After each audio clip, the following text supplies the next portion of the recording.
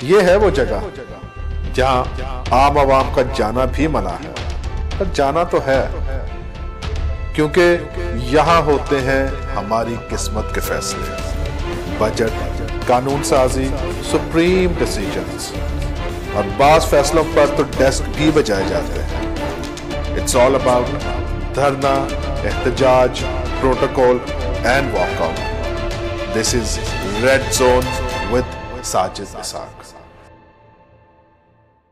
जी अस्सलाम वालेकुम नाजरीन, आपका host Sajid Isaq red zone में आपके सामने हाजिर है।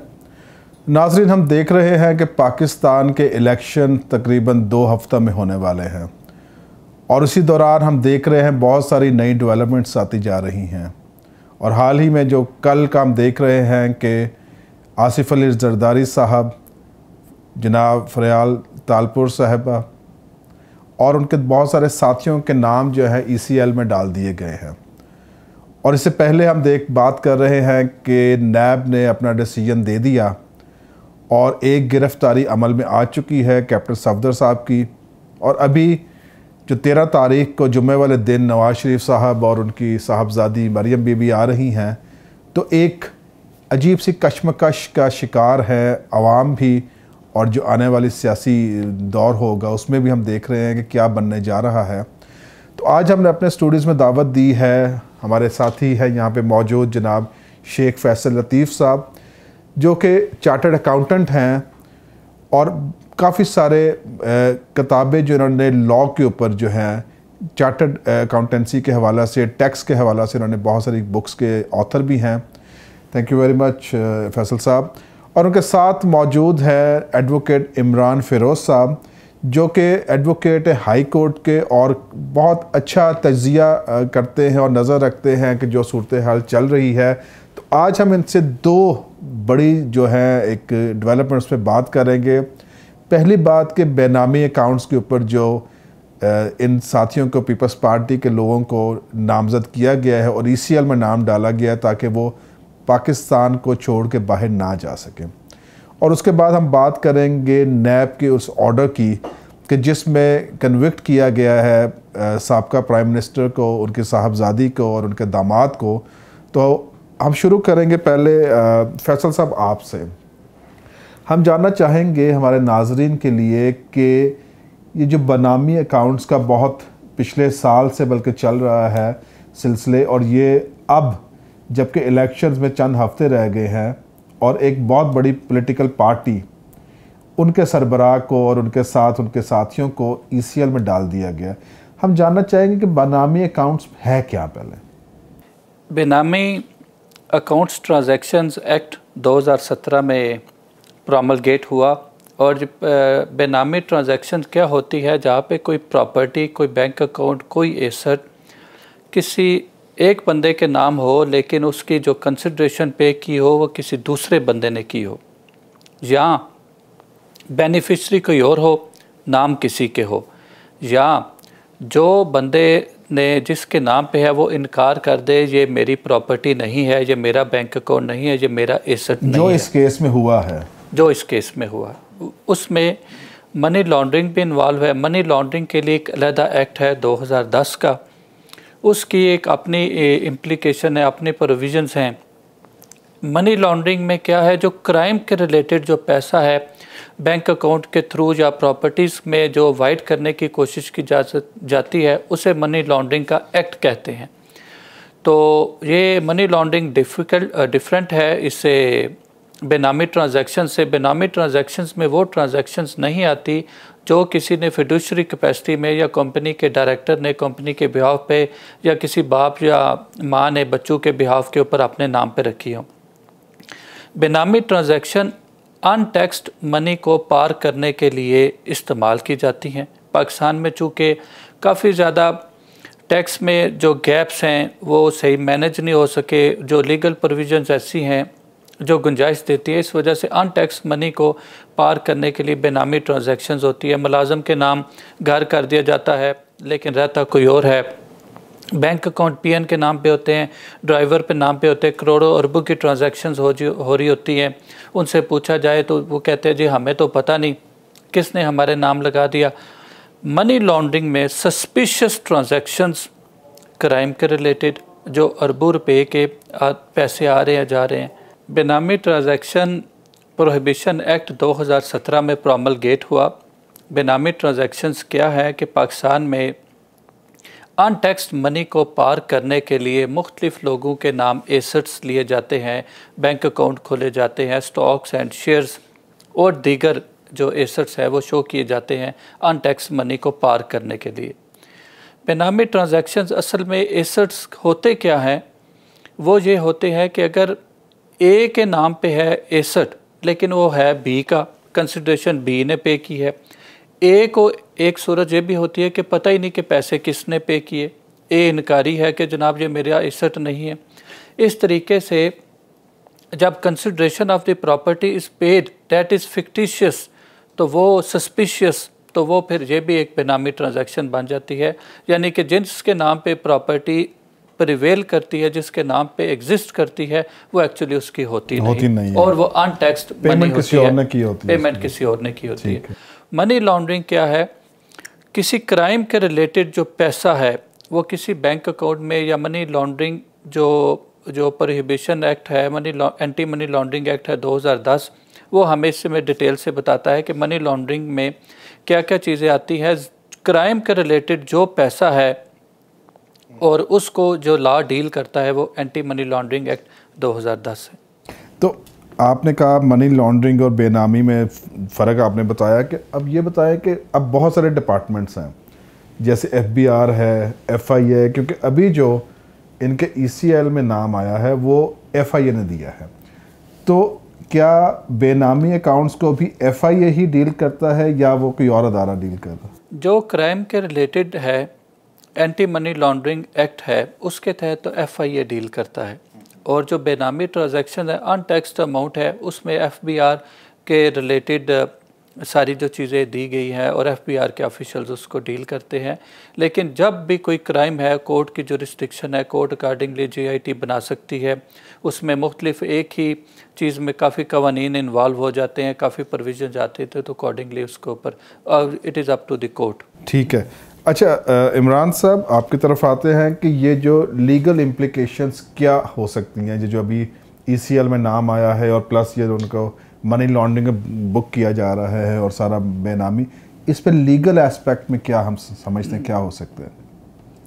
जब भी कोई FIR रजिस्टर होती है, FIA और दीगर एजेंसीज़ का तरीक़ेकार ये है कि वो उन मुल्ज़मान की अटेंडेंस को प्रिक्योर करने के लिए और उनके अरेस्ट के लिए उनके नाम ECL में डाल देते हैं। ECL में नाम डालने का, जैसे कि सबको पता है, उसका ये फिर इम्प्लिकेशन है कि वो आदमी मुल्क से बाहर नहीं जा सकता, सो डैट कि उस इन्वेस्टिगेटिंग एजेंसी को, चाहे वो FIA हो, चाहे वो नैब हो या कोई पुलिस का इदारा हो, तो उसको अगर उसकी अरेस्ट रिक्वायर्ड है या इन्वेस्टिगेशन के लिए वो आदमी रिक्वायर्ड है तो वो उसको टच किया जा सकता है, वो मुल्क छोड़ के जा नहीं सकता और उस इन्वेस्टिगेशन प्रोसेस को अवॉइड नहीं कर सकता।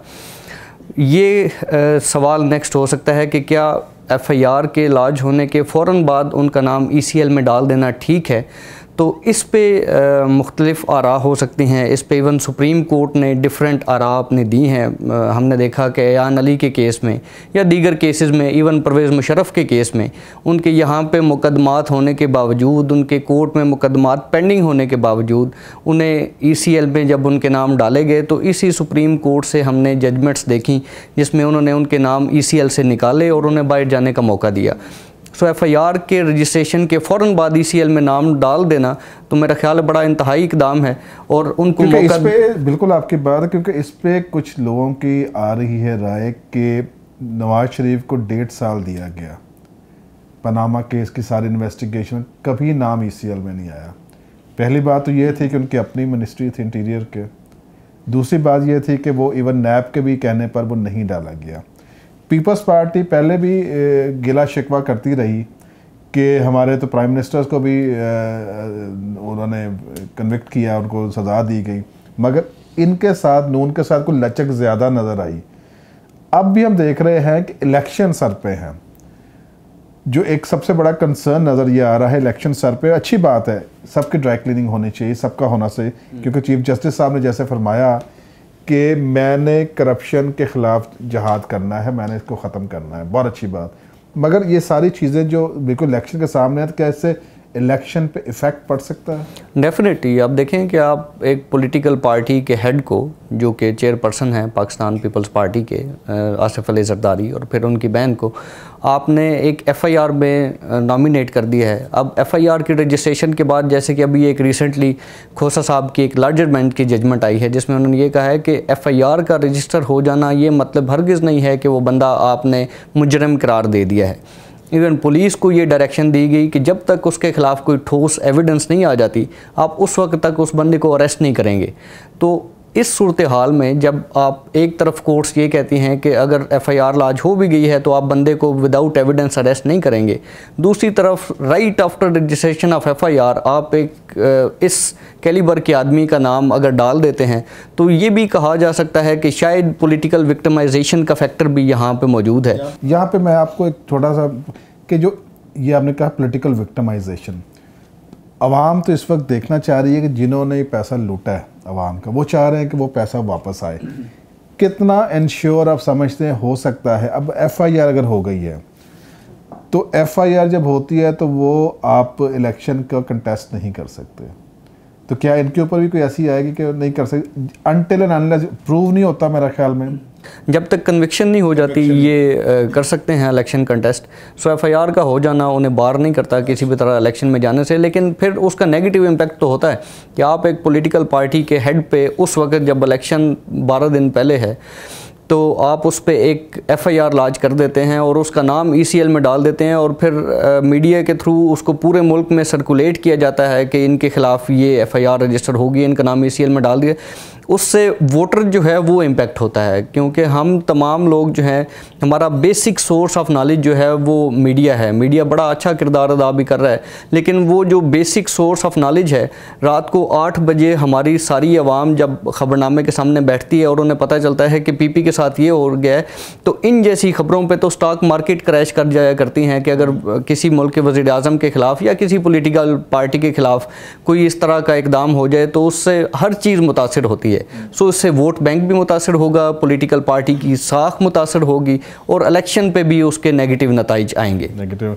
अच्छा फैसल साहब, जैसे इमरान साहब कह रहे हैं कि ये पॉलिटिकल इम्पैक्ट पड़ेगा इलेक्शंस पर, हम बात कर रहे थे नून की, अभी हम जाएंगे नून का पूछने, मगर पूछना चाह रहा हूँ पीपल्स पार्टी, आप क्या समझते हैं कि जो स्टेट बैंक ज़ाहिर एक बहुत बड़ा अदारा है पाकिस्तान का, जब इस तरह के अकाउंट्स खुलते हैं तो वहाँ पे कोई चेक एंड बैलेंस होता है कि एक बंदा जिसकी सैलरी 20 या 25 हज़ार है, उसमें अगर लाखों के ट्रांजैक्शंस हो रही हैं, तो क्या उस वक्त कोई ऐसा अलार्म नहीं बचता या क्वेश्चंस नहीं पूछे जाते? स्टेट बैंक ने सर्टन प्रोसीजर्स दिए गए हैं, मुख्तलिफ बैंकों को दिए हैं, उसमें हर तरह के जो ट्रांजैक्शंस है सस्पिशियस, एक बंदे के बैंक में पैसा आ रहा है ह्यूज अमाउंट्स, वो बार बार निकलवा रहा है, मुख्तलिफ मल्टीपल बैंक अकाउंट्स में ट्रांजैक्शंस हो रही है, अनयूजुअल कोई भी ट्रांजैक्शन बैंक फ़ोन करके पूछता है।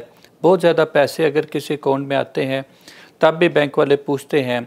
बैक टू बैक अगर कोई ट्रांजैक्शंस होती है, एलसी की फ़ॉरेन पेमेंट्स होती हैं, स्टेट बैंक के प्रोसीजर्स हैं। स्टेट बैंक ने पाकिस्तान में एक बड़ा ही एक विजिलेंट एक सिस्टम बनाया हुआ है इस तरह की ट्रांजैक्शंस को चेक रखने के लिए आपने कहा, मगर मसला ये है कि जिनके नाम पे अकाउंट्स खुले हैं वो तो मानने को भी तैयार नहीं है। तो जब इनके ट्रांजैक्शंस आई होंगी तो स्टेट बैंक ने पूछा होगा कि किस में 70 लाख आया, किस में करोड़ आया, किस में 4 करोड़ आया, तकरीबन 4 साढ़े 4 अरब, तो यही चीज़ें उन्होंने बताया। तो क्या उस वक्त स्टेट बैंक को ये अलर्ट नहीं हुआ? अब वो जो भी क्राइम किया जाता है वो आम प्रोसीजर्स को वायोलेट करके किया जाता है, और हमेशा ही ऑर्डिनरीली आम प्रोसीजर्स किसी भी क्राइम को वो एड्रेस करने में नाकाम हो जाते हैं। लेकिन पाकिस्तान में स्टेट बैंक के जो प्रोसीजर्स हैं वो इतने ज़बरदस्त हैं कि बड़ी up to the greater extent उन्होंने इस तरह की मनी लॉन्ड्रिंग, बेनामी ट्रांजैक्शंस के ऊपर काबू पाया हुआ है। कोई भी ट्रांजैक्शन होती है ऐसी, और बैंक्स के अपने भी प्रोसीजर्स हैं, सारे banks, most of the banks are companies which are listed in any of the stock exchanges in Pakistan और कॉरपोरेट कल्चर में काम करते हैं। उनके पास बेहतरीन स्टाफ होता है जो कि इन सारी चीज़ों के ऊपर वो करते हैं, और इलेक्शन के मौके पे इन चीज़ों का सामने आना वो कोई अनयूजुअल नहीं है। ये जो है वो अगर कोई चीज़ हो रही थी तो वैसे पहले आनी चाहिए थी। फैसल साहब इस पर बात करेंगे फर्दर, एक छोटी सी ब्रेक का कहा जा रहा है। नाजरीन, हम बात कर रहे हैं कि बेनामी अकाउंट्स जो पीपल्स पार्टी के अभी सामने आ रहे हैं और जो मनी लॉन्ड्रिंग की वजह से FIA ने इंटीरियर मिनिस्ट्री के ज़रिए उनका नाम ECL में डाला है, इसके हम बात करें। नेक्स्ट हम बात करेंगे सेगमेंट में नैब का जो डिसीजन नवाज शरीफ साहब के लिए आया और जब वो वापस आ रहे हैं तो क्या सिनेरियो बनने जा रहा है। हमारे साथ रहिए, हाजिर होते हैं छोटे से ब्रेक के बाद। ये है वो जगह जहां आम आवाम का जाना भी मना है, पर जाना तो है क्योंकि यहां होते हैं हमारी किस्मत के फैसले। बजट, कानून साजी। मैं Farah Rani, member Islamabad foreign women association और chief executive heritage art.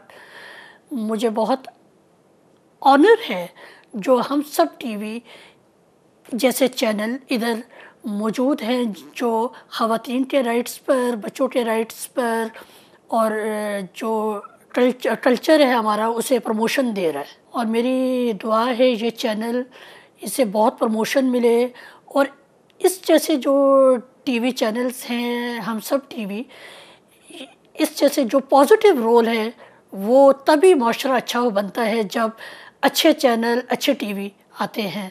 So nice of you. Supreme decisions और बास फैसलों पर तो डेस्क भी बजाए जाते हैं। इट्स ऑल अबाउट धरना, एहतजाज, protocol and walkout. This is red zone with Sajid Isaac. जी वेलकम बैक नाजरीन। हम बात कर रहे थे कि जो मनी लॉन्ड्रिंग और जो बेनामी अकाउंट्स के हवाला से पीपल्स पार्टी के रहनुमाओं का नाम ECL में डाला गया है और हम बात करेंगे अभी नैब के जो डिसीजन नवाज शरीफ साहब के ख़िलाफ़ आया है। फैसल साहब, आप फरमा रहे थे स्टेट बैंक के जो लॉज हैं बड़े स्ट्रिक्ट हैं, बड़े अच्छी चेक एंड बैलेंस है सारा कुछ, और इलेक्शंस में इस तरह की चीज़ें आना कोई नई चीज़ नहीं है, मगर बहुत सारे हलकों में एक परेशानी की लहर दौड़ गई, ख़ासतौर पर पीपल्स पार्टी और नून के हवाला से। तो ये दो बड़ी पार्टीज़ जो हैं, तो क्या ऐसा लग रहा है कि इनको टारगेट किया गया है इलेक्शंस के टाइम पर? क्या ऐसा लग रहा है कि PTI को और दूसरी पार्टी को लेवल प्लेइंग फील्ड दी जा रही है कि नहीं? अब इसमें जो चीज़ है कि हम किसी सूरत भी जो है चीफ़ जस्टिस साहब की वो जो है सारी जो प्रोसीजर वो कर रहे हैं जो कोर्ट के ऊपर, हम वो उसको वो उनकी नीयत के ऊपर शक की गुंजाइश ही नहीं। वो जो सारा जो चीज़ें कर रहे हैं वो मुल्क व कौम की बेहतरी के लिए है और इसमें जितना भी जो है अगर कोई कोई शॉर्टफॉल है, कोई गलती है, कोई एरर है, कोई मिस्टेक है तो वो कौम के सामने आना चाहिए। और इसमें मैं ये समझता हूँ कि ये जो प्रोसीजर है ये इसे कंप्लीट होना चाहिए। अगर इस टाइम पे सामने आया है तो इससे पहले आ जाना चाहिए था, लेकिन अब भी अगर आ गया तो इसको पूरा होना चाहिए। इसमें जो बंदे भी इसमें इन्वॉल्व हैं उनका पता चलना चाहिए। जहाँ तक आपका ये सवाल है कि कहीं PTI को लेवल प्लेइंग फील्ड तो नहीं मिल रही, तो सर्कमस्टांशियल एविडेंसेस जो मिल रहे हैं मुख्तलिफ मीडिया के तहत, उसमें रिपोर्टों के तहत उसमें यही आ रहा है कि जो PTI के वर्कर्स को, PTI के जो कारकुन हैं, PTI के जो जो है उन्हें बड़ी ज़्यादा सपोर्ट मुख्तलिफ जो है मिल रही है। मुख्तलिफ जो कॉर्नर्स हैं हमारी सोसाइटी के जो कि चढ़ते सूरज की पूजा करते हैं, तो उन लोगों की तरफ से PTI को ये कहा जा रहा है कि आने वाली हुकूमत लगता है कि PTI की है। और मैं नहीं समझता कि पर्सनली क्या फील आ रही है। पर्सनली तो अभी इस तरीके से है कि कबल इस वक्त तो हम कुछ कह नहीं सकते, क्योंकि नून लीग का अभी जो कि मियाँ साहब आएंगे। अब लाहौर एयरपोर्ट बहुत बड़ा एयरपोर्ट है, उसके बाहर 10 लाख बंदा भी इकट्ठा किया जा सकता है, तब भी पता कुछ नहीं चलेगा कि कोई बंदा इकट्ठा हुआ है। अगर वो मियाँ साहब की एक लहर चलती है तो वो एक जो है एडिड एडवांटेज होगा मुस्लिम लीग नवाज़ के लिए, और वो ऑब्वियसली पूरे पंजाब की जो चलेगी वेव, उसमें मियाँ साहब सीटें विन करने में कामयाब हो जाएंगे। मैं इसी से आगे चलता हूँ, क्योंकि आपने कहा मियाँ साहब आएंगे, शायद 10 लाख बंदा इकट्ठा हो जाए, मगर नैब जो है DG नैब लाहौर ने इस्लामाबाद नैब से रिक्वेस्ट कर ली है कि हमें एक हेलीकॉप्टर दिया जाए ताकि नवाज शरीफ साहब को एयरपोर्ट से ही गिरफ़्तार करके जेल मुंतकिल किया जा सके और मरियम बीबी को भी साथ ही।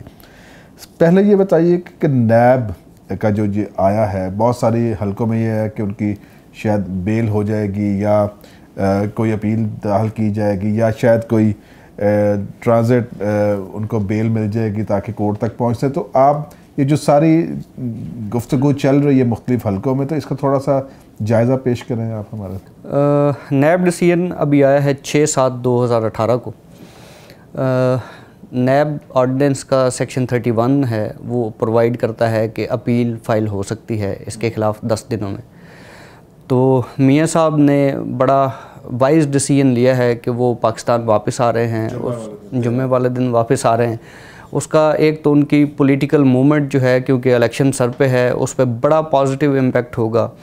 अगर वो बाई डिक्लेयर में कामयाब हो जाते हैं तब भी बड़ा पॉजिटिव इम्पैक्ट आएगा उनके लिए, क्योंकि एक जम्मे गफ़ीर वहाँ पे हम एक्सपेक्ट कर रहे हैं कि जो उन्हें लेने जाए। लाहौर गार्ड है उनका, लाहौर गार्ड है उनका। और अदरवाइज़ क्योंकि अब ये उनके लिए डू और डाई सिचुएशन है, वो देख रहे हैं कि पूरे पंजाब में दे आर लूजिंग सीट्स, उनके कैंडिडेट्स जा रहे हैं।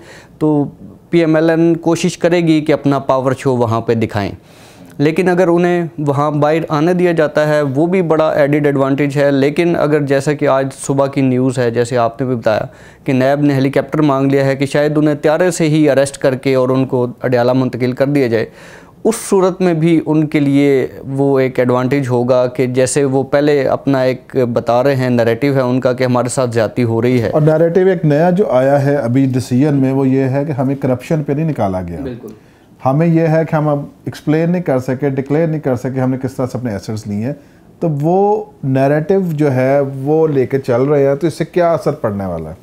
हाँ, पहले ये लग रहा था कि अगर जैसे इन्होंने कहा कि हम वापस नहीं आएंगे, तो उससे यहाँ उनके पॉलिटिकल वर्कर का, उनके कैंडिडेट का मोरल बहुत डाउन था।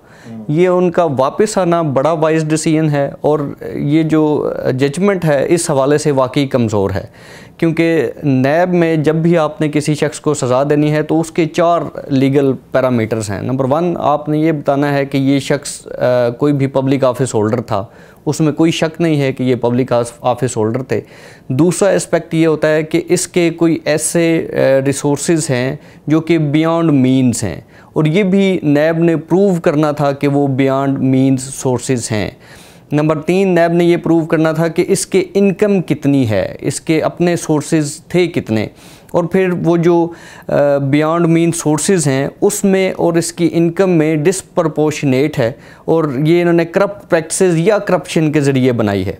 अब इस डिसीजन में जज साहब ने ख़ुद एक लाइन लिख दी है कि जी उन पे करप्शन तो साबित नहीं हुआ, और ये भी साबित नहीं हुआ कि ये जो अपार्टमेंट्स ख़रीदे गए हैं ये किसी करप्शन या करप्ट प्रैक्टिस के ज़रिए ख़रीदे गए हैं, लेकिन क्योंकि वो मौजूद हैं और उसके हवाले से ये कोई जस्टिफिकेशन नहीं दे सके, इसलिए उनको सेक्शन 9 सब सेक्शन 4 में तो सज़ा नहीं दी, सेक्शन 9 सब सेक्शन 6 में उनको सज़ा दे दी कि जी उनके पास ऐसे रिसोर्सेज मौजूद हैं जिसकी वो एक्सप्लेनेशन नहीं दे सके। और यही डिसीजन जब पहले आया था उसमें लिखा गया था इनको अकामा की वजह से।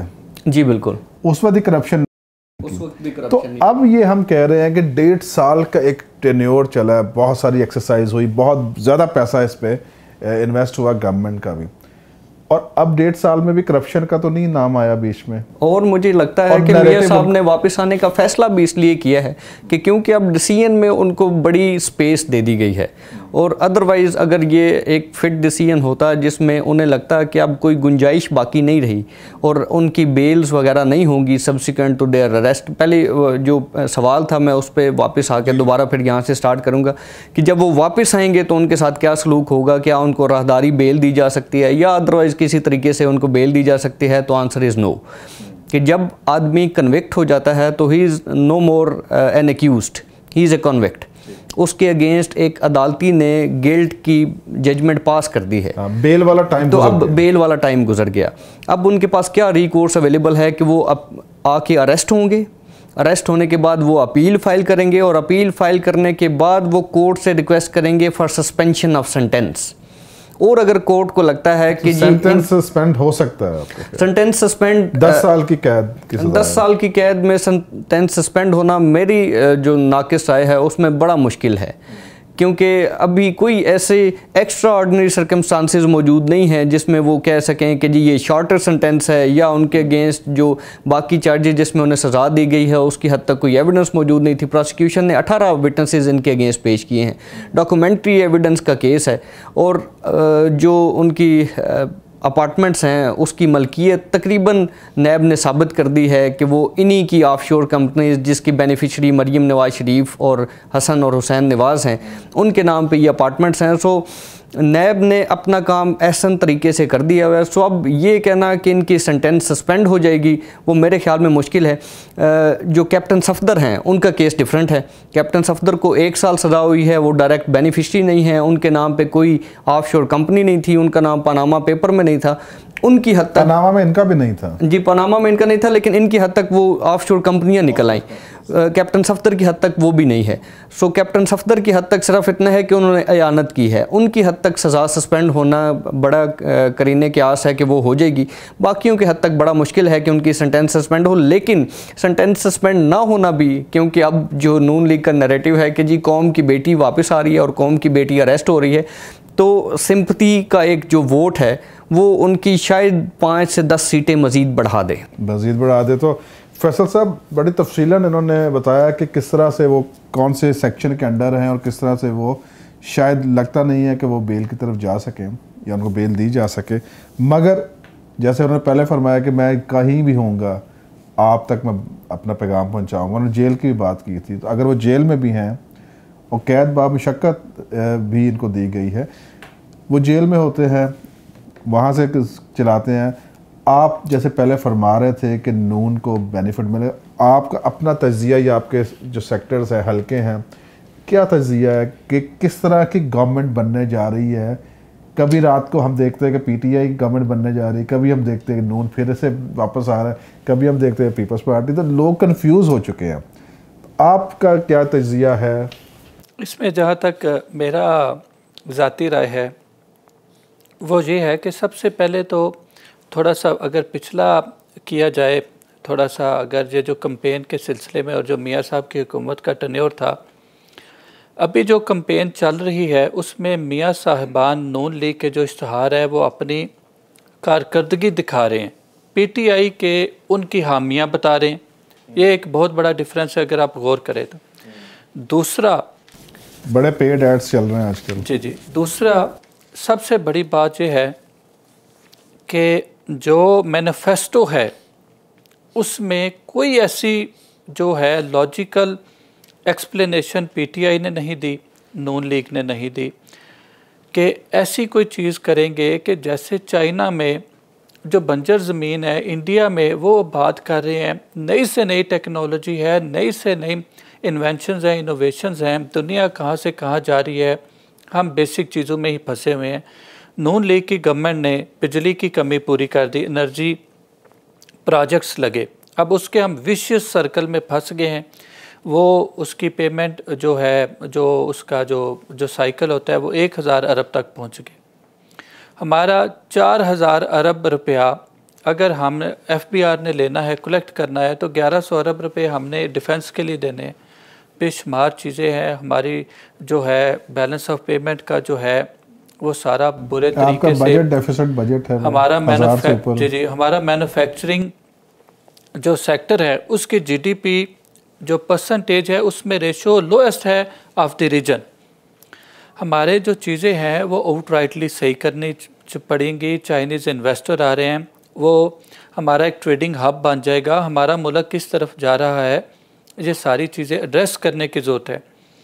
मियाँ साहब के दौर में कंपनीज एक्ट 2017 बना। इसाक डार साहब ने बहुत अच्छी इसके ऊपर वो मेहनत की। पाकिस्तान स्टॉक एक्सचेंज बना, Lahore stock exchange, Karachi stock exchange और इस्लामाबाद स्टॉक एक्सचेंज को मिला के पाकिस्तान स्टॉक एक्सचेंज बनाया गया। 54,000 तक इंडेक्स चला गया, अभी फिर डाउन होकर 40,000 के करीब आ गए। फाइनेंशियल और इकनॉमिक इंडिकेटर्स उस गवर्नमेंट के जो हमारे जो है बेस्ट थे, उसने वाकई परफॉर्म करके बताया। इसहाक डार साहब ने, नवाज़ शरीफ साहब ने जो काम किया वो सबके सामने है। ये जो सारी जो चीज़ें हुई है ये एक्चुअली एक, मैं ज़ाती तौर पे समझता हूँ कि ये जो है बहरहाल वो उसमें काफ़ी ज़्यादा चूँकि कोर्ट्स भी, आप सिर्फ ये बताइए कि आपको क्या लग रहा है कि क्या सिनेरियो बनने जा रहा है। वो तो हमें पता है कि हम गवर्नमेंट की तरफ जा रहे हैं, मगर कैपिटल फेडरल में क्या नज़र आ रहा है? क्योंकि जो अभी नैरेटिव आया ये फाइट बैक करेंगे, ये फाइट बैक करेंगे। और इन्होंने जिस तरह से, क्योंकि ये पॉलिटिकली बड़े मैच्योर इनके लोग हैं जो, अब पीटीआई का जहाँ तक ये देखा जाए तो पीटीआई से बहुत सारे हल्के नाराज़ हैं, उनके अंदर भी बहुत सारी आप देखते हैं कि शाह महमूद कुरैशी और जहांगीर तरीन साहब, उनकी अपनी खींचातानी चल रही है, प्लस जिनको टिकट्स नहीं मिले उनकी अपनी खींचातानी है। इनके साथ 13 में भी ये हुआ पीटीआई के साथ कि जिनको टिकट्स नहीं दिए गए वो इनके ख़िलाफ़ खड़े हो गए, उन्होंने दूसरों को सपोर्ट करना शुरू। तो इस वक्त मैं समझता हूँ, आप उसको सेकंड कर के, लगता ये है कि जिस दिन इलेक्शंस होने हैं पता तब लगना है कि किसको वोट पड़ रहे हैं, ठीक है ना जी जी। लेकिन वो जो स्टैटिस्टिक्स और जो सर्वेज आ रहे हैं उसमें यह है कि बड़ी हद तक करप्शन के इल्ज़ामात के बावजूद नून लीग ने जो है मेजॉरिटी वो अभी तक सस्टेन की हुई है। सर्वेस तो चलो अच्छी करते हैं, गैलप ने भी किया, दूसरे भी सर्वेज आ रहे हैं। सर्वेस पे 100% हम नहीं रिलाई कर सकते, क्योंकि अमेरिका में भी सर्वे कुछ और आ रहा था, हिलरी क्लिंटन का आ रहा था, कुछ और गया। तो सर्वेस पे हम 100% डिपेंड नहीं कर सकते। मगर आपकी बात ठीक है, सर्वेज आ रहे हैं उस पर नज़र ये आ रहा है कि अभी पंजाब में एटलीस्ट उनकी होल्ड है। इस पर फर्दर बात करेंगे नाजरीन। इंटरेस्टिंग टॉपिक है, एक अबहाम है, एक कन्फ्यूजन है आवाम के अंदर के, जिसको कह रहे थे कि करप्शन क्या किया है और वो अदालत ने लिख दिया कि वो करप्शन के तौर पर नहीं निकाले गए, बल्कि उनके डिक्लेयर नहीं कर सके अपने सारे, मगर वो ज़ाहिर है आता तो करप्शन में ही है सारा कुछ। तो अब ये है कि हम बात कर रहे हैं कि नैब ने जो किया डिसीजन, उसके बाद नवाज शरीफ वापस आ रहे हैं, क्या सिनेरियो बनने जा रहा है। हमारे साथ रही, छोटी सी ब्रेक के बाद हाजिर होते हैं। ये है वो जगह जहां आम आवाम का जाना भी मना है, पर जाना तो है, क्योंकि यहां होते हैं हमारी किस्मत के फैसले, बजट, कानून साजी। अस्सलाम वालेकुम, मेरा नाम उमर रियाज भट्टी, एडवोकेट हाई कोर्ट इस्लामाबाद, और एक रिहैबिलिटेशन पे हम काम कर रहे हैं। अल्हम्दुलिल्लाह बहुत खुशी है कि हमारे मुल्क में कुछ ऐसे चैनल्स भी काम कर रहे हैं जो इस मुल्क और कौम की हकीकत में खिदमत करना चाहते हैं, जिनमें से एक हम सब टीवी भी है। और सबसे बड़ी खुशी की बात यह है कि जो चीज़ हम हमेशा से चाह रहे हैं कि हमारे चैनल्स मैक्सिमम उन टॉपिक्स को फोकस करें जिनका तल्लक अवाम उन्नास से है, पब्लिक एट लार्ज से है, और जिन मसाइल के ऊपर ख़ास तौर पे आज तक ना कोई गवर्नमेंट ने प्रॉपर तवज्जो दी है, ना ही सिविल सोसाइटी ने अपना रोल प्ले किया है। तो बहुत खुशी की बात है, मैं बहुत खराज तहसीन पेश करता हूँ इस चैनल के हवाले से, इस चैनल को, इसकी इंतज़ामिया को, कि ये उन तमाम टॉपिक्स को सीरियस ले रहे हैं और उस पर बहुत ऑनेस्टली काम कर रहे हैं, जिस पे बहुत ज़्यादा ज़रूरत है काम करने की। और दीगर्स को भी मैं ये रिक्वेस्ट करूँगा कि वो इनसे इस तरह की खूबसूरत चीज़ों को लेते हुए फॉलो करें, ताकि इस मुल्क और कौम के अंदर अवेयरनेस बहुत वसी पैमाने पे हो, ताकि लोगों की ज़िंदगियाँ बच सकें। और आज हमारी नस्ल क्योंकि बहुत ज़्यादा ड्रग्स के ख़तरे में है, बहुत सारे मसाइल के साथ साथ, तो इसके ऊपर काम करने की और बात करने की बहुत ज़रूरत है। तो इस चैनल की ये बहुत बड़ी कंट्रीब्यूशन है हमारे मुल्क और कौम के लिए। मैं इसे दिलो जान से अप्रिशिएट भी करता हूँ और खराज तहसीन भी पेश करता हूँ।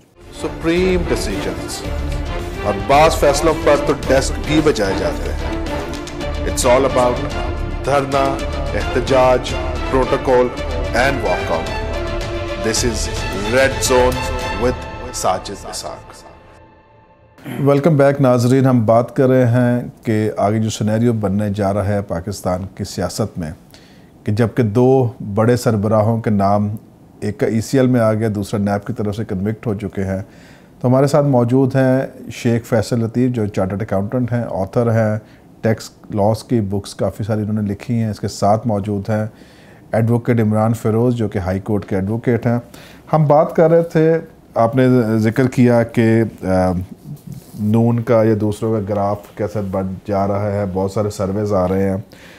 पहली बात तो यह है कि सबसे पहले पीपल्स पार्टी का, जिसको क्रेडिट देना चाहिए, मैं समझता देना चाहिए, कि उनकी तरफ से मैनिफेस्टो आया उनका।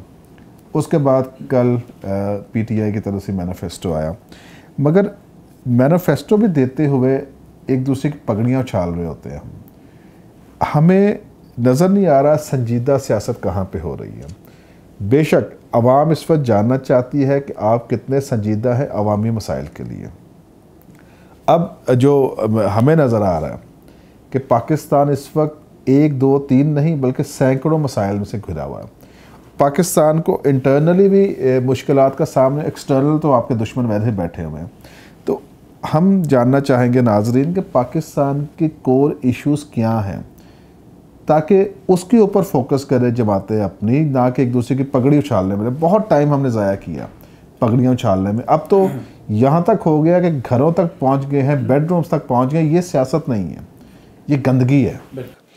इसमें जो पाकिस्तान के जो बेसिक जो है, जो प्रॉब्लम्स है, जिनको एड्रेस करना बहुत ज़रूरी है, और काफ़ी सारा हल्के इस चीज़ को समझ चुके हैं कि वाटर शॉर्टेज जो पाकिस्तान की 2025 तक पाकिस्तान दुनिया के इंतहाई कम तरीन पानी वाले ममालिक में शामिल हो जाएगा। पर पर्सन जो पानी अवेलेबल है उन ममालिक में पाकिस्तान कम तर पानी वाले मुल्कों में आ जाएगा। ये इंडिया के साथ भी यही पोजीशन है। इंडिया भी जी इंडिया में भी पानी की शॉर्टेज होगी, लेकिन वो मेजर्स मुख्तलिफ ममालिक मेजर्स कर रहे हैं, मीन्स इस्तेमाल कर रहे हैं। हमारे जो है चीफ जस्टिस साहब, उन्होंने बड़ा अच्छा इनिशिएटिव लिया। एक्चुअली ये जो इसमें 100 अरब रुपया नून लीग की गवर्नमेंट ने इसके लिए स्पेंड किया। इससे पहले जरदारी साहब ने शुरू किया इस काम को, और जो है डैम्स, बादशाह डैम के ऊपर मुसलसल काम हो रहा है। और जो बड़े डैम है वो दिनों में नहीं बनते, उनके लिए साल चाहिए होते, साल हर साल चाहिए होते हैं, और वो अल्हम्दुलिल्लाह मुल्क में काम हो रहा है। यानी हाइड्रो पावर प्रोजेक्ट्स भी चल रहे हैं, दूसरे प्रोजेक्ट्स भी चल रहे हैं, ताकि ये कम्बिनेशन ही पाकिस्तान को एनर्जी के क्राइसिस से बाहर लेके आ सकता है। दूसरा जो गैस का है वो भी बड़ी हद तक वो प्रॉब्लम अब पाकिस्तान में रिजॉल्व हो चुकी है, लेकिन बड़ी प्रॉब्लम्स में नहीं। लतीफ़ साहब, यहाँ से आपसे मैं थोड़ा सा इख्तलाफ करूँगा। काम चल रहे हैं मगर करप्शन की नज़र हो चुके हैं। वो नून के आपने देखा जितने काम चल रहे थे करप्शन की नज़र हो, इसलिए तो चीफ जस्टिस साहब को खड़ा होना पड़ा कि मैं डैम बनाऊँगा। अगर डैम इन्होंने बनाना होता, 5 साल उनके पास थे। अगर उन्होंने करना होता, बिजली नून ने जैसे गए हैं, लोड शेडिंग आपकी फिर स्टार्ट हो गई है, जैसे गए हैं आपका पेट्रोल की कीमतें कहाँ चली गई हैं। तो देखना यह है कि हम बात कर रहे हैं इस वक्त न्यूट्रल, कि हम इस आवाम को क्या दे रहे हैं, सारी पॉलिटिकल पार्टीज आवाम को क्या दे रही है। इसमें जो है वो बिजली की जो बिजली के जो फैक्ट्रीज़ हैं, इलेक्ट्रिसिटी प्रोड्यूसिंग जो यूनिट्स हैं, उनकी एक महदूद कैपेसिटी है। उस कैपेसिटी के लिए उन्हें महदूद जो मटेरियल है वो चाहिए, ऑयल चाहिए। जब गवर्नमेंट उन्हें पैसा देगी तब वो इस काबिल होंगे कि वो फर्नेस ऑयल परचेज करके इलेक्ट्रिसिटी बना सके। गवर्नमेंट तो 5 साल रही है नून की। नहीं, वो नून लीग कौन सा जाती दफ़ा शापर डबल करके इलेक्ट्रिसिटी लेगी है साथ। वो तो इलेक्ट्रिसिटी के फैक्ट्रीज भी उधर ही हैं। अब जब उन्हें रिसोर्सेज दिए जाएंगे, उनके बिल्स की पेमेंट कौन देगा? ज़ाहिर है मौजूदा हुकूमत का, निगरान गवर्नमेंट का काम है। गवर्नमेंट की बात नहीं कर रहे, हम कह रहे हैं कि उस गवर्नमेंट ने इतना अगर चैलेंज किया था कि हमने बिजली जनाब दे दी है, तो 2 दिन नहीं गुजरे तो आपकी बिजली जाना शुरू हो गई। वो कहते हैं अब हमें ना कहना, अब हमने बिजली दे के आए थे, अब नहीं हो रहा था निगरान। ये इल्ज़ाम तराशियां हैं। मैं आपके ऊपर आता हूँ। छोटा सा पॉइंट मैं बता दूं, अगर कोई चीज़ है वो पाकिस्तान को अवेलेबल करनी है किसी एक फैक्ट्री ने, तो जब उसके वाजिबात की आप पेमेंट नहीं करेंगे तो तब वो आपको कैसे वो प्रोवाइड करते रहे। इस बात को मगर गवर्नमेंट ने करना था ना। गवर्नमेंट तो सारा पैसा जो पुरानी थी वो बाहर लेके चलेगी, जिसके ऊपर केस अभी आया, कन्विक्ट हो गया वो।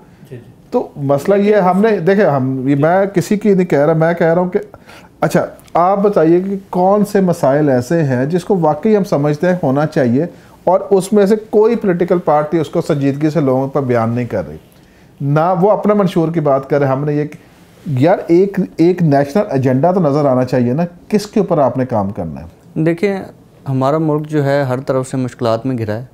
इंटरनली हमें हेल्थ में हमारे कोई काम नहीं हुआ, एजुकेशन में कोई काम नहीं हुआ, इंफ्रास्ट्रक्चर पे एक सूबे में काम हुआ, उसके अलावा कहीं पे हमने देखा कि कोई काम नहीं हुआ। वो भी लाहौर में ही हुआ जी, वो भी एक, वो फिर उस हवाले से वो भी एक डिबेटेबल पॉइंट है।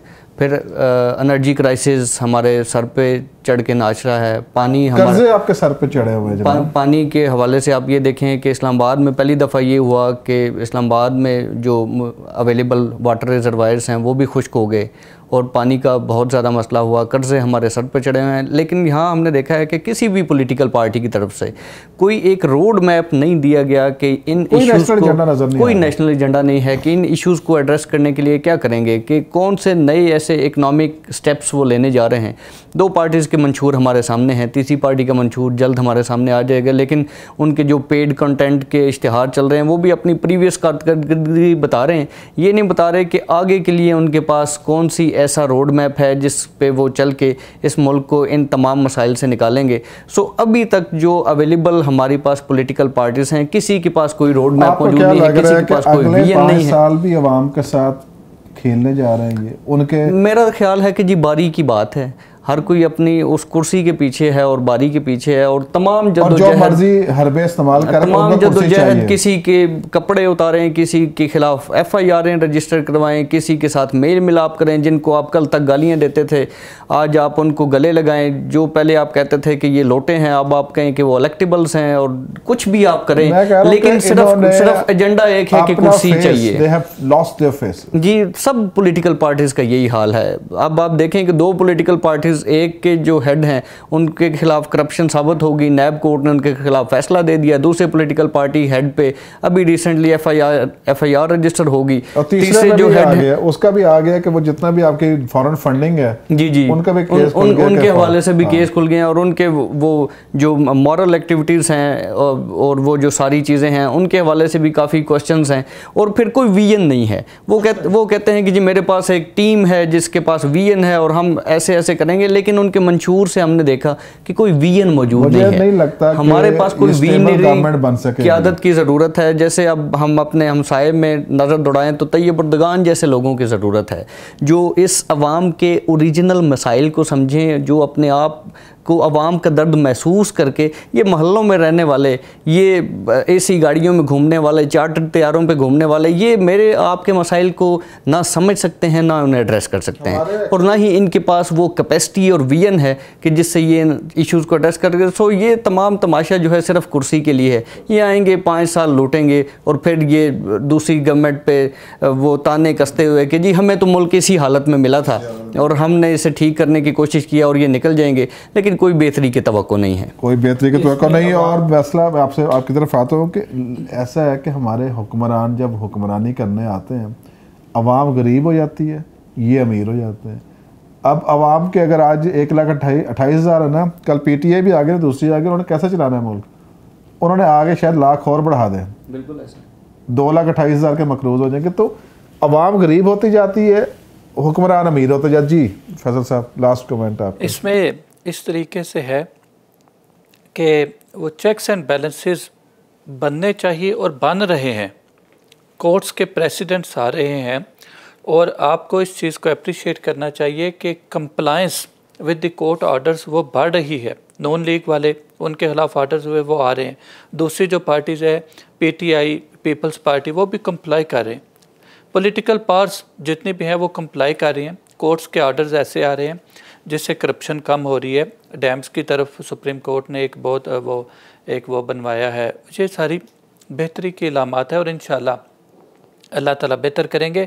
पहले सालों में भी हेल्थ, एजुकेशन, इंफ्रास्ट्रक्चर के ऊपर बड़ा काम हुआ है।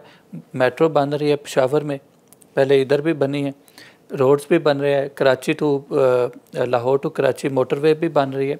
काम हो रहा है मुल्क में। एक सड़क बनने से 38 इंडस्ट्रीज चलती है।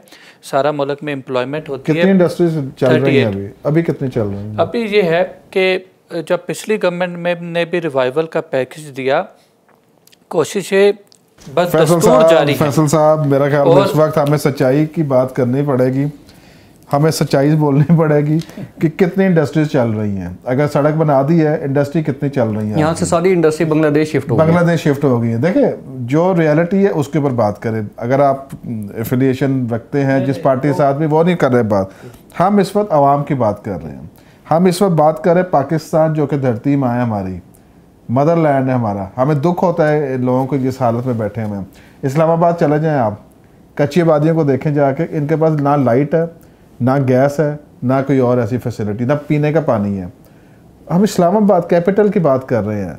5 साल रहे ना हुक्मरान, 30 साल से इनकी हुक्मरानी चल रही। आज आप इंटीरियर में चला जाए सिंध में, आपको खुद शर्म आएगी कि हम इंसानों की तरह ट्रीट कर रहे हैं, क्योंकि जानवरों की तरह कर रहे हैं। और फिर आप बड़ी बड़ी बातें करते हैं कि हम तो ये कर देंगे। हम भाई 10 साल से आप सिंध की हुकूमत कर रहे हो पीपल्स पार्टी वालों, 30 साल से आप पंजाब और फेडरल में घुसे हुए हैं। तो आप अभी भी कह रहे हैं कि अभी आएंगे तो हम ये कर देंगे, हम आएंगे तो वो कर देंगे। अब हमें रियलिटी बोलनी पड़ेगी कि आवाम जो सुन रही है आपको, वो जान सके कि इनमें से कौन है जो हमारी तकदीर बदलेगा। जो एनालिसिस करना चाहिए हर जो है पार्टी के, जैसे मैनिफेस्टो है, जो लीडर्स की जो क्रेडिबिलिटी है, जो परफॉर्म करेंगे, उनकी टीम क्या है, सारी चीज़ें हैं, पास्ट उनके एक्सपीरियंसेस क्या है, पास्ट परफॉर्मेंसेस क्या है। पीपल्स पार्टी सिंध में रही, आपने जैसे बताया, उनका काम हम सब के सामने है। पीटीआई केपीके में रही, उनका काम हम सब के सामने है। नून लीग पंजाब में रही, उनका काम सेंटर में रही, हम सब के सामने। शॉर्ट फॉल्स, कमी कोताही हर जगह पे होती है, सारी चीज़ें आपके सामने है। किस इलाके में परफॉर्म किया गया, किस इलाके में काम हुआ, किस इलाके में सारी चीज़ें बेहतरी की तरफ गई, सारी चीज़ें आपके सामने हैं।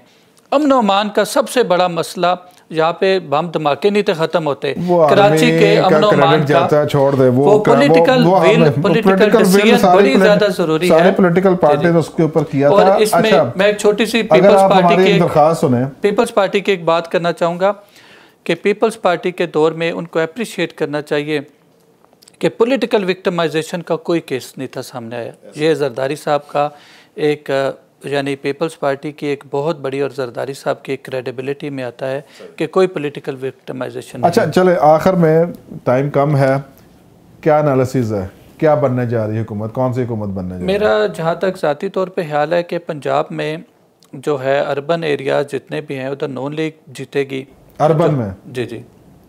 और जो मुल्तान से आगे है सारा इलाका, साउथ में जो आज़ाद जीतेंगे।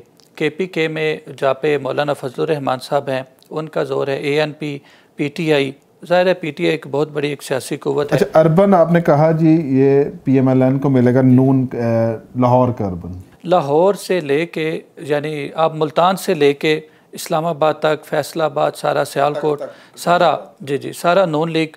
क्योंकि नून लीग ने वहाँ पे आप खुद देख सकते हैं पीपल्स पार्टी सिंध में देखेंगे, वो बिल्कुल देखेंगे। लोग इस समय काफ़ी बाशाऊर हो चुके हैं। आपने कहा कि नून अगर इतनी सीटें ले जाती है, 142 सीटें हैं नेशनल की पंजाब की, कितनी सीटें लेके आ सकती है नून? मेरे ख्याल है कि जो बज़ाहिर लगता है कि 80 के करीब ले सकते हैं। ठीक है जनाब, पंजाब में से ठीक है जनाब। और दूसरे नंबर पे आप किसको देख रहे हैं? ज़ाहिर है पीटीआई की बड़ी एक स्ट्रॉन्ग पोजीशन है, केपीके में भी और पंजाब में भी, कराची में भी इसमें वो सीटें ले सकते हैं। और अंदरूनी सिंध से पीपल्स पार्टी लेगी। इस तरह फजलुर रहमान साहब की एएनपी की पोजीशन भी बहुत बेहतर है।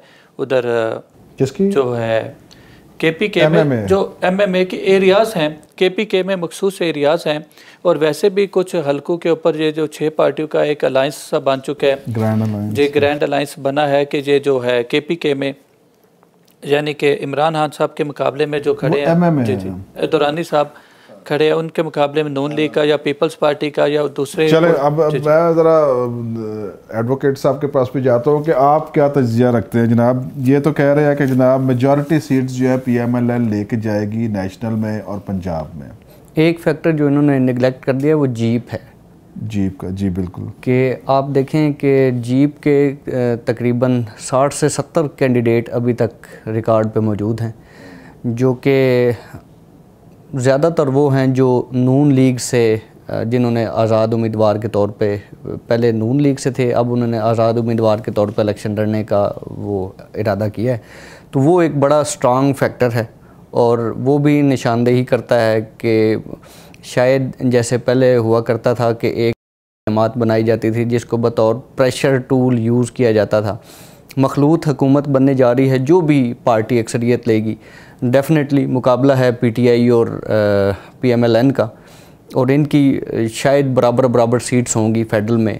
और जिसने भी गवर्नमेंट बनानी है उसने जीप और पीपल पार्टी जो हैं, जो कि इनसे नीचे अगर देखें तो मेजर जो ताकत के तौर पे उभरेंगी, तो उनसे मिल के गवर्नमेंट बनाएंगे। और शायद जीप जो है इस तमाम इलेक्शन में एक बड़ा अहम किरदार अदा करने वाली है, और वो शायद ये किरदार अदा करने वाली है कि उसको इस्तेमाल किया जाएगा कि एक जो इन्फ्लुएंस है, जो भी पार्टी का पीएम आएगा उसके ऊपर एक इन्फ्लुएंस रखने के लिए इसको बतौर टूल यूज़ किया जाएगा। किसकी तरफ से, उसके बारे में अभी मैं कोई बात नहीं करता। लग ऐसा रहा है कि हुकूमत इस वक्त आज़ाद बनाने जा रहे हैं जी, क्योंकि उनका बहुत बड़ा रोल होगा आज़ाद कैंडिडेट्स का। अगर मान लेते हैं कि 70-80 सीट्स पीटीआई निकाल लेती है, 70-80 सीट्स आपकी नून निकाल लेती है, 40 से 50 सीट्स आपकी पीपल्स पार्टी निकाल लेती है, पीछे जो है जीप है और आज़ाद है। अब देखना ये है कि हुकूमत, देखें इमरान खान साहब ने कह दिया कि हमने किसी से अलायंस नहीं करना, उन्होंने कहा जी पीपल्स पार्टी से अलायंस नहीं करेंगे, ना किसी से अलायंस के बिना वो गवर्नमेंट बनाएंगे। पीपल्स पार्टी से नहीं करेंगे, पहले भी उन्होंने कहा सेनेट में कर लिया, फिर वो कह रहे नून से तो उनका बनता नहीं, नेचुरल बिल्कुल होगा पॉलिटिकल। अब अगर पीपल्स पार्टी कहती है कि हम सबके साथ अलायंस करने को तैयार हैं, हम नून से भी कर लेंगे अलायंस, हम आज़ाद से भी कर लेंगे अलायंस, तो फिर सिनेरियो चेंज भी हो सकता है। बिल्कुल चेंज भी हो सकता है, चेंज हो सकता है सिनेरियो, जिसकी तरफ समझते हैं कि आजकल पॉलिटिक्स फ्लेक्सिबिलिटी, आजकल पॉलिटिक्स दिन ब दिन चेंज हो रही है। 15 दिन पहले और सूरत हाल नजर आ रही थी, ये लग रहा था कि शायद पीएमएलएन बहुत पीछे जा रही है और शायद वो 40 से 50 सीट्स भी पंजाब में ना ले सकें। आज सिचुएशन डिफरेंट है। सो आज से 15 दिन बाद क्या होने जा रहा है हम सिर्फ स्पेकुलेट कर सकते हैं, लेकिन उम्मीद है कि ये सारी पार्टीज बराबर तादाद में सीट्स लेकर और किसी पार्टी के साथ मिलकर हुकूमत बनाएंगी, और वो जो है बड़ा डिसाइसिव फैक्टर होगा कि वो किसके साथ इनके कम्बिनेशन बनता है। पीपल्स पार्टी का रोल बहुत अहम होगा, क्योंकि सेनेट में कोई भी रेजोल्यूशन पास करवाने के लिए या नॉन लीग या पीपल्स पार्टी किसी एक ताकत का साथ नहीं आने वाली हुकूमत को चाहिए। और खान साहब ने कह दिया कि हम नहीं बैठेंगे, नून के साथ वैसे नहीं बैठेंगे, पीटीआई पीपल्स पार्टी के साथ वो कह रहे हैं कि हम नहीं बैठेंगे, एमएमए के साथ वो कह रहे हैं हम नहीं बैठेंगे। हाँ, अगर उन्होंने ये भी कहा था पहले कि अगर प्राइम मिनिस्टरशिप मिलती है तो मैं कुछ भी करने को तैयार हूँ जी। वो तो अब देखना यह है कि इलेक्शन 25 तारीख को जब वोट पड़ जाते हैं और जब डब्बे खुलने हैं तब पता लगेगा कि क्या होने जा रहा है। उससे पहले मेरा ख्याल में प्रेडिक्शंस लेफ्ट राइट सेंटर भी हो सकती, कुछ भी हो सकता है। तो कोई फाइनल कमेंट, कोई आवाम को मैसेज देना चाहता है कि वोट किसको देना? फाइनल ये है कि हमें अल्लाह ताला से दुआ करनी चाहिए कि मुल्क के लिए बेहतरी हो। इन इलेक्शन में जो भी गवर्नमेंट आए वो मुल्क के लिए बेहतर परफॉर्म करे, और जो हमारी एक्सपेक्टेशंस हैं और जो हमारे मुल्क के लिए बेहतर है वो इंशाल्लाह अल्लाह ताला उनसे काम करवाए और इंशाल्लाह हमारे मुल्क की बेहतरी हो इंशाल्लाह। आवाम के लिए पैगाम है कि इस दफ़ा थाना कचहरी मीटर सड़क से निकल कर मुल्क के लिए वोट दें ताकि इस मुल्क में कुछ बेहतरी हो सके। बिल्कुल सही बात है। बहुत शुक्रिया शेख फैसल लतीफ़ साहब, बहुत शुक्रिया आपके बड़ी भरपूर पार्टिसिपेशन का। एडवोकेट साहब, आपने माशाल्लाह बड़ा अच्छा तज्ज़िया दिया कि क्या होने जाएगा 13 तारीख को जब नवाज़ शरीफ आते हैं, या अब जो इलेक्शंस के दिन हैं क्या होने जा रहा है। हम आपको फिर भी ज़हमत देंगे फर्दर डिस्कशंस के लिए किसी और प्रोग्राम में। नाज़रीन, जैसा कि आपने सुना कि काफ़ी ज़्यादा कन्फ्यूजन का शिकार हैं यहाँ पे तज्ज़िया करने वाले भी, आवाम भी, क्योंकि पाकिस्तान में हर सेकंड हर मिनट के बाद पॉलिटिकल सिनेरियो चेंज हो रहा है और ये 25 तारीख तक कुछ चीज़ें इस्टेब्लिश होंगी कि क्या होने जा रहा है। मगर जो वोट है वो हमारा फ़र्ज़ है कि हमें किसी रियासत के शहरी हैं तो हमें वोट का हक़ अदा करना पड़ेगा, करना चाहिए हमें। मगर जैसा कभी फरमाया हमारे साथियों ने कि छोटे छोटे चीज़ों पे कोर्ट कचहरी थाना ये इसके ऊपर अपना वोट ज़ाया मत कीजिएगा, मगर सोचिएगा कि पाकिस्तान जिसकी मट्टी के हम फर्जंद हैं, जो हमारी धरती माँ है, इसके लिए अगर हमने कोई बेहतर इस दफ़ा फ्यूचर ना लेके आए तो आइंदा आने वाली नस्लें हमें मुआफ़ नहीं करेंगी। इसी के साथ अपना बहुत सारा ख्याल रखिएगा। अगले हफ्ते हाज़िर होंगे रेड जोन में। ये है वो जगह जहां आम आवाम का जाना भी मना है, पर जाना तो है, क्योंकि यहां होते हैं हमारी किस्मत के फैसले। बजट, कानून साजी, सुप्रीम डिसीजंस और बास फैसलों पर तो डेस्क भी बजाए जाते हैं। इट्स ऑल अबाउट धरना, एहतजाज, protocol and walkout. This is red zone with Sajid Ishaq. Please subscribe to Hums Up TV and hit the notification icon on the screen to get the latest updates of our channel. Thank you for watching Hums Up TV.